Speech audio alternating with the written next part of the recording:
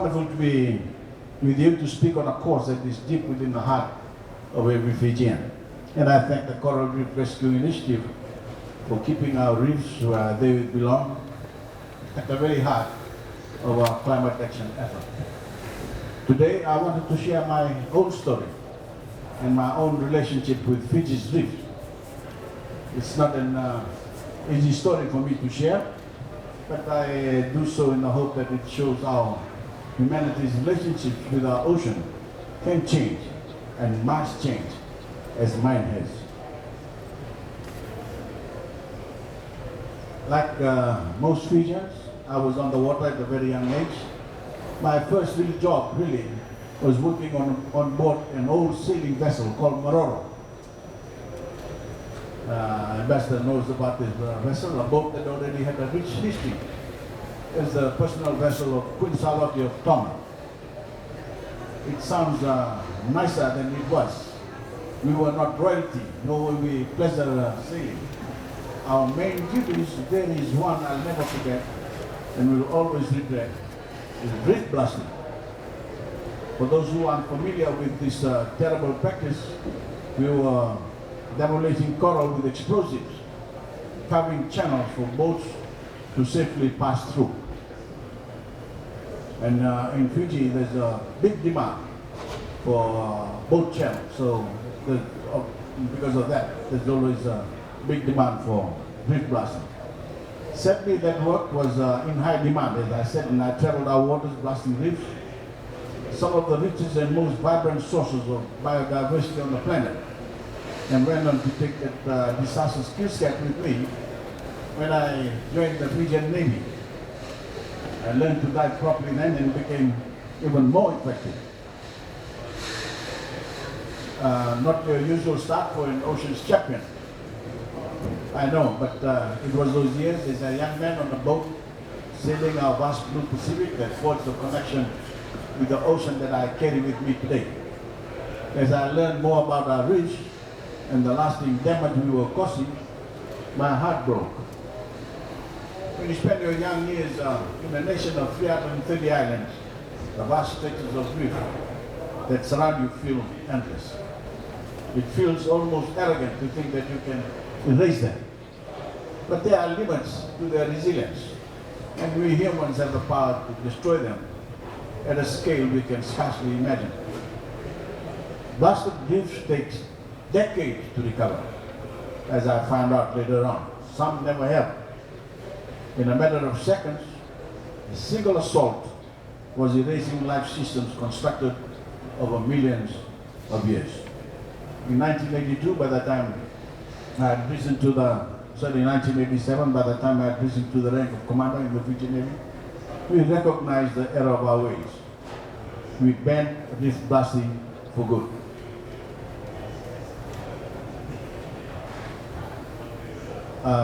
Fiji's reefs today are properly marked, so they can be easily navigated. We rely on hydrographic technology to keep vessels safe at sea. Our Great Sea Reef, the third longest reef system in the southern hemisphere, and the home of half of our known reef fish and 3/4 of our coral, is under a regime of sustainable management.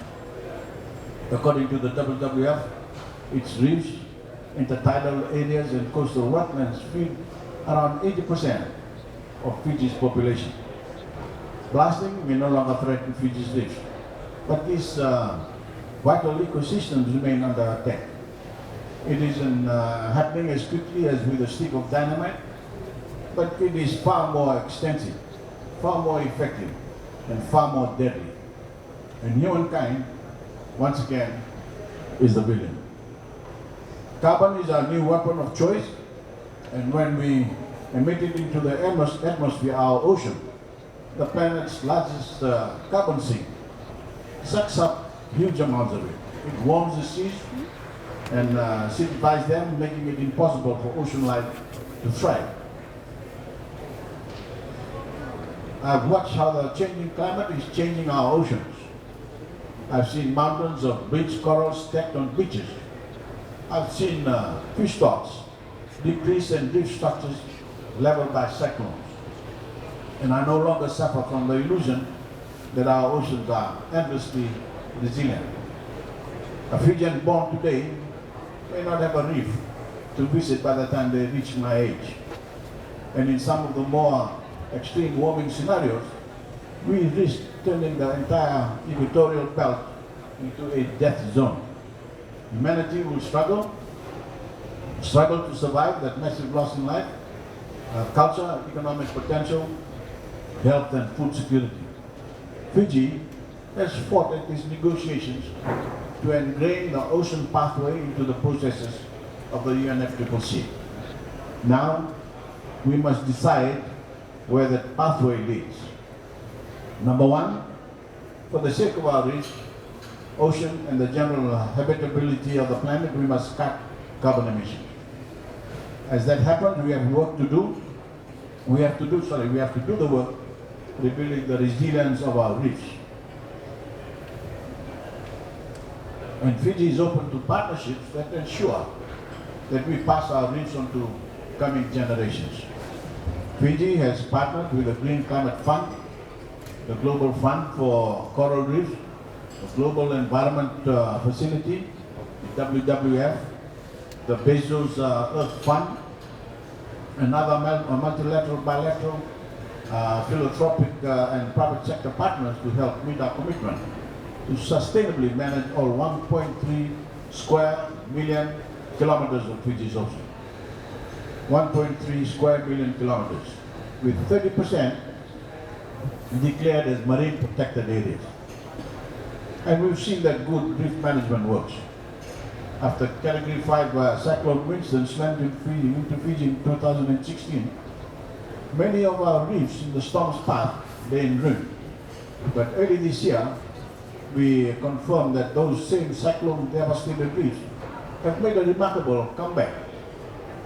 The lesson is that well-managed reefs are more resilient reefs. If we manage them properly and manage them responsibly and do what needs to be done to curb carbon emissions, these ecosystems can thrive. Rather than see the colors and beauty sacrificed for the sake of the world's carbon addition, they can feed, support, and inspire coming generations. That is the carbon neutral and nature positive future that Fiji is here in Glasgow to fight for. My friends, as ocean leaders, we speak for the ocean. We are its defenders, and we must defend it as seriously as we defend our citizens. For its health will determine the quality of our future and that of our descendants. My life on the ocean, even its unfortunate start, has shaped my perspective. It's why I call out climate denial, because today we know better. The science is there, our fate is mapped out before us. Today's teenagers in Fiji are protecting our reefs, inventing plastic alternatives, attending UN conferences, and protesting climate inaction.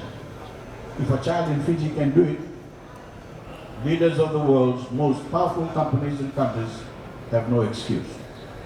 The lesson my life at sea has taught me is this: we cannot be perfect. Many of us have not been. We have made many mistakes, and at times we have acted out of ignorance. But that is no excuse. That isn't an excuse for inaction today. Let's make a promise to each other to leave the world better than we left it. Admit to our mistakes, learn from them, and grow alongside the science. By doing so, you can be the change that you want to see in the world, and you can, of course, help steer us to a brighter, bluer future. Thank you, or as we say in Fiji, Bainimarama.